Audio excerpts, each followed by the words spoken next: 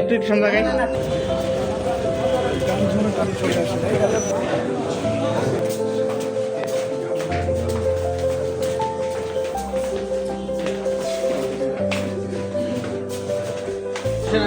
আচ্ছা, আসসালামু আলাইকুম। ভালো আছেন?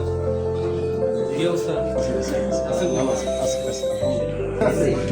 গরমের পরেই দেখলাম। আজকে রবিবারটা না দেখে দিচ্ছি।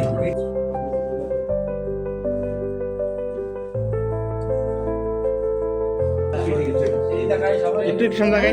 চলে আসেন আপনি।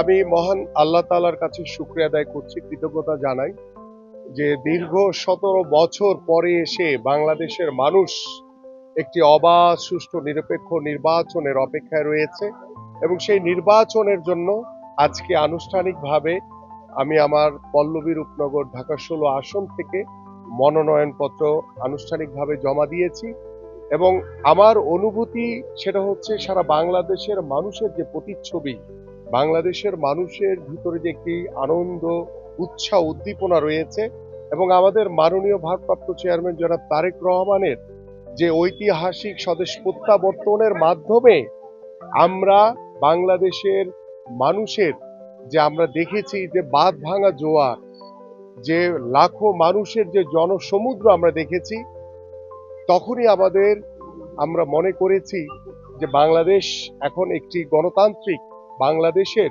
পথযাত্রায় রয়েছে এবং আমাদের প্রিয় নেতার আগমনের মাধ্যমে বাংলাদেশের গণতন্ত্র একটি ধাপ এগিয়ে গিয়েছি আমরা এবং আগামী নির্বাচনকে সামনে রেখে বাংলাদেশ জাতীয়তাবাদী দল বিএনপি সবসময় এদেশের সাধারণ মানুষের পাশে থেকে সাধারণ মানুষকে সাথে রেখে এবং মানুষের জন্যই আমাদের সকল কর্ম পরিকল্পনা এবং আমাদের সকল বাস্তবায়ন হবে এবং আমাদের মাননীয় ভারপ্রাপ্ত চেয়ারম্যান জনাব তারেক রহমান একটি কথা বলেছেন যে we have a plan for the people, for the country.